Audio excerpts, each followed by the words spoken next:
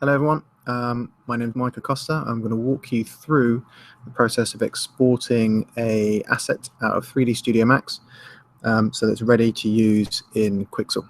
So I'm just going to share my screen with you and we'll go jump in straight into 3dsMax.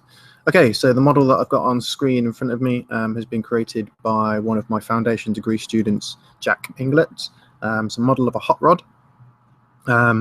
He spent a fair amount of time modeling it, and he's at the point where he's unwrapped the majority of the hot rod. He's still finishing on some of the unwrapping. He's done the engine and the exhaust and all of those complicated parts.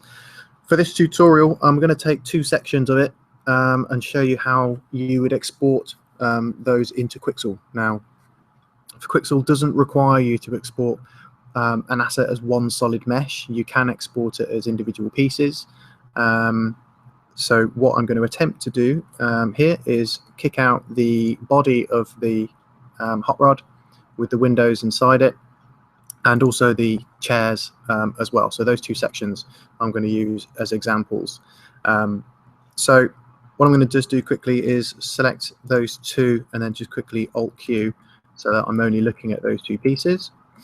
Now just to quickly show you, if I click on the body of the car, it's already got an unwrap on it. This isn't a tutorial showing you how to unwrap.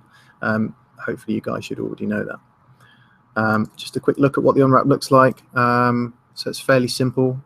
We've overlapped in certain areas. I think Jack probably could have used his space a wee bit better, but this car is unwrapped fairly well. The body is here, and then the chairs are unwrapped on a separate mesh. So I just unclick that, click on the chairs, come down and add unwrap UVW. You'll see that the chairs are on a completely separate map, and they're not going to be taking up space on the unwrap for the body of the car. Okay, so with the two assets that you want to kick out from 3dsMax selected, the first thing that I'm going to show you is how to render the ID map using render to texture. I'm then also going to show you how to use Quixel's new script called Colors, which will do the same job. Some people are having problems with Quixel Colors, so I'm going to show you the old-fashioned way of multi-sub objects and render to texture. So it's fairly simple. We've only got three different pieces on this car that are going to have different surface textures on. So we've got the chairs that will have obviously some kind of leather material. We've got the car body itself, which will have a dark green army sort of colored paint, and then embedded into the car we've got the windows. Now the windows aren't a separate object. They were originally on Jack's model, but I've collapsed them and attached them together with the body to show you that what an ID map actually does. Otherwise it'd be pointless unwrapping doing an ID map for these. So first thing we're going to do is just jump into the material editor. Now some people are used to using the old classic material editor, which looks like this. Some of you will be used to using the Slate monitor. Slate I think is being used more often at the moment, so I'm going to use that one to show you. So what I'm going to do, first thing is I'm going to grab a multi-sub object, drag it and drop it in, and then I'm going to grab a standard material, drag and drop that in. So that will be the color for the car body. I can drag and drop another one in, and that's going to be the color map for the windows. Okay, so you'll have different material, sub-material IDs for each piece of your asset that you're exporting out of 3dsMax. So we're looking at the body and the windows first. So here's our sub-material. You can see that I've got 10 slots. If you double click on your submaterial, you'll see that there's 10 IDs in here, and you can add, I believe it goes up to 100, which obviously you're probably not going to have 100 things to map. All right, so material number 79, I'm going to plug that one straight into number 1, and then this material number 80 here, I'm going to plug that one into number 2. Okay. Over here, you can see that it's added those two materials in. Each of those materials, if you're not happy with their names, you can change them. So this we're going to call car body. And then this material, double click it, and we can name that glass. So on my submaterial, so this should be body underscore glass. I'm quite a stickler for renaming things. Often see students with a 3D Studio Max file open. The file name's usually named Untitled, and they've got a list of sphere 004 and cylinder 008 on screen, and they don't actually know what those things represent. So get into the habit of naming things is a good thing to do. So with each of these, obviously I've got two grey colours. Now Quixel needs to see a difference in those. So I'm going to double click on the first one, the car body, and in the diffuse slot, I'm just going to choose quite a wild bright colour. So bright red will work for the car body. The car won't be that colour. It's just the colour that Quixel will use to overlay and put a texture in its place. The glass, I'm going to choose the diffuse again, double click the glass, click on diffuse, and then I'm going to choose a bright blue, and OK that. Grab your multi-sub section, double click it, and then just on this little spot over here, you can just drag that straight onto the asset that you want to apply it to. So you can see here that the whole car's turned red, including the glass. And that's because when you first apply a material, it will always use ID number 1. So you can see here it's using ID number 1 at the moment. So I'm just going to close the material editor for a moment. With the car selected, I'm going to collapse my unwrap because the unwrap is now correct and ready to go.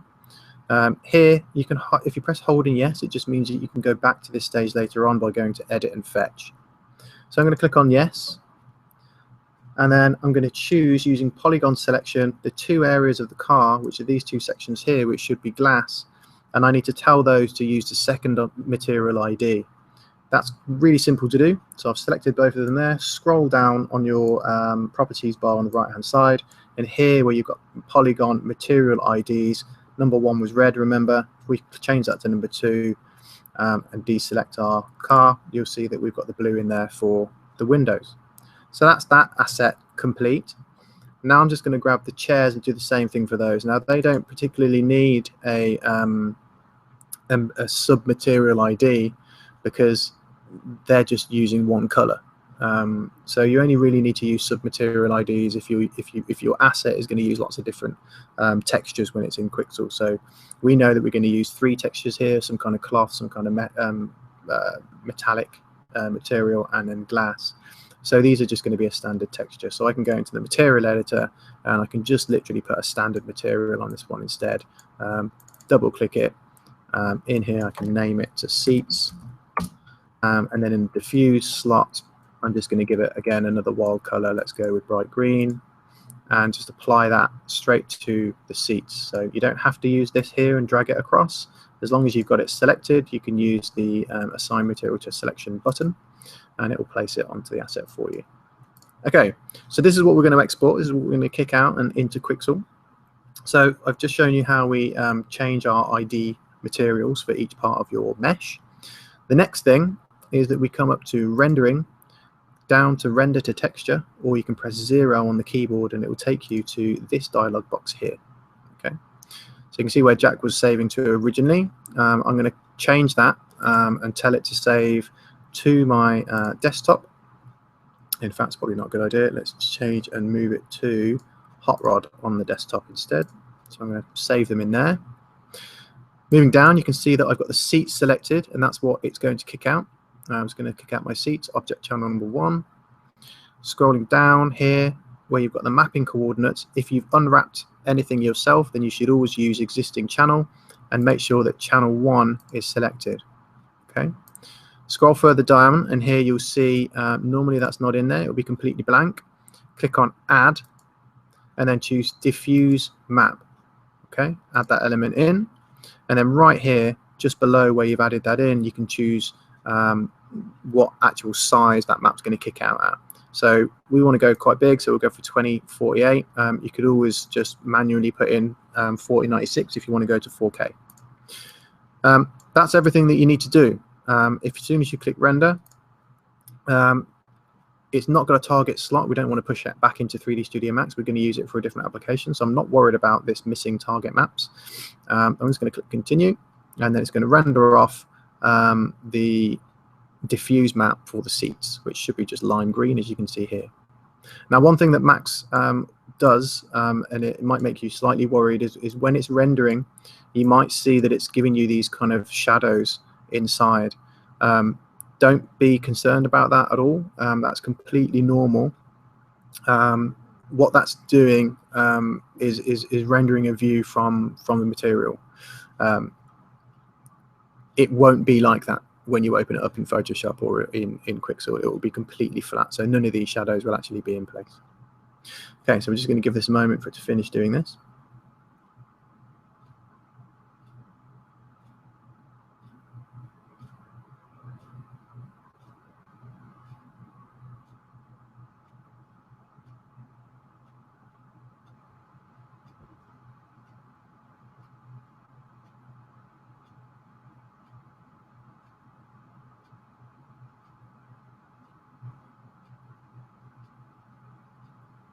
All right, so that's kicked out the seats.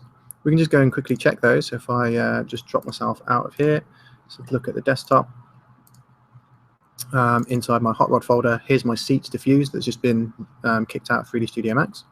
And if I just double click on that, it's going to open with Photoshop, and you'll see that it is completely flat green, which is perfect. It's exactly what we want. All right, so next thing I'm going to do is just render off the rest of the car. So if I just close this one, again, I'm going to choose the car instead. You can see it's changed the name in here to body diffuse. You don't need to change anything up here. That's just where it's going to save it. You notice that with the seats, it saved it out with the name of the actual asset. So seats diffuse map got kicked out. So this time round, body shell dot diffuse map will be kicked out. So scrolling down, everything should be set up the same. Existing channel map 1. I'm going to render out a 2048 texture again. And then we don't want a target slot. We're not going to put it back into 3D Studio Max. We're just going to kick it out for Quixel. So I'm going to hit render. And you might want to fast forward this little section here, because for the next minute it's going to be rendering this piece of the car for us. And I'm just going to go quiet.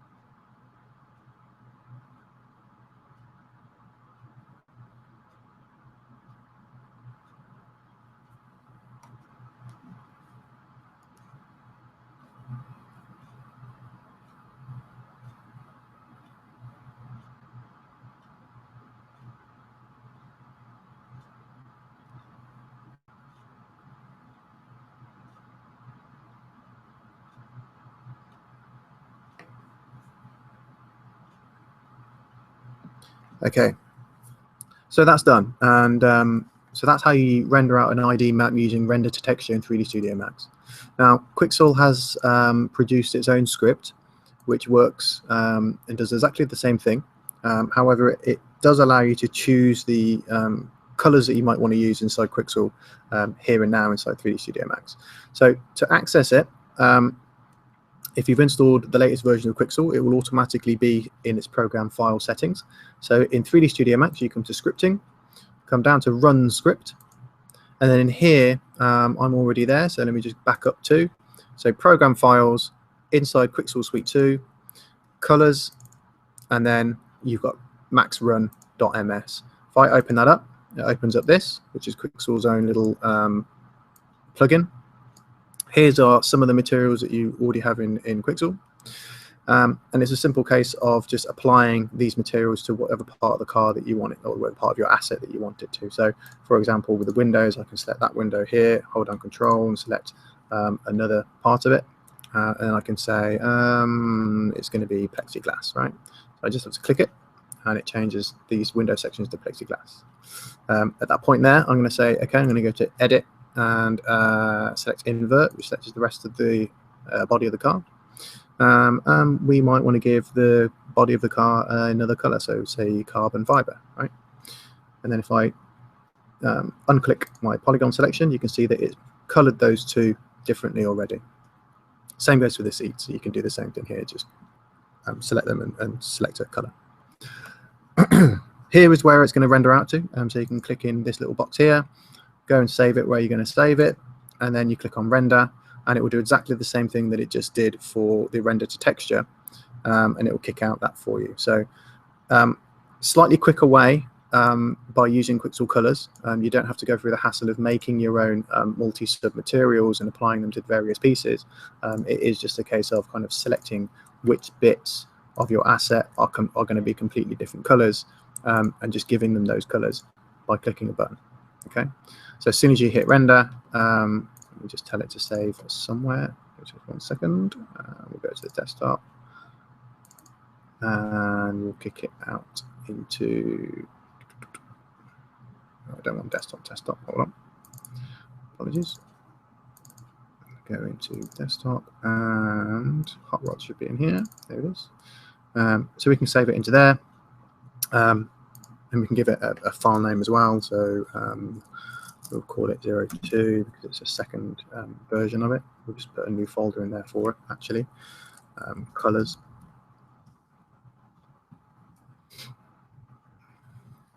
American spelling colors up there, by the way. And then we'll choose that directory and then hit render, and you'll see that it kind of does the same thing as it did for the render to texture. It's rendering these as separate colors here, so these greens are being placed where they should be. Slightly quicker, so it is a good thing to use Quixel Colours. And if we jump into our color section here, you can see it's rendered out the FBX for the vehicle as well as the PNG for the colors of the car. Now, if you don't get along with Quixel Colours, or you have some problems with it, which some people have had, then the other way of exporting out the actual mesh of the vehicle, in this case, if I just drop back, I just want to add my colors back in as I had them before. So I'm just going to apply this to here. And let me just tell these pieces to also be ID number 1, which is the body of the car. Okay, so back where I was. With the car selected, or both of the sections of the car selected, so I'll just turn that off. I select the seats and the actual body. I'm going to go to Max, all the way down to Export, Export Selected. And then I usually export as OBJs into Quixel. Give it a file name. Make sure you're saving it somewhere you're going to remember. So in here, I'm going to call it, let's call it seats underscore body underscore windows. Okay. Save that out. Here's the important section for when you're kicking out an OBJ for Quixel. You need to make sure that this here, the faces, is set to triangles. If you're used to using Mudbox or ZBrush, then you'll know that you want to kick this out as quads. But for Quixel, make sure you've changed it to triangles. Okay, click export. Here, it will tell you if there are any errors. Luckily, there's no errors in this one. Click on done, and we're ready to go into Quixel. Okay. Next tutorial will be how to start adding or setting up Quixel for painting.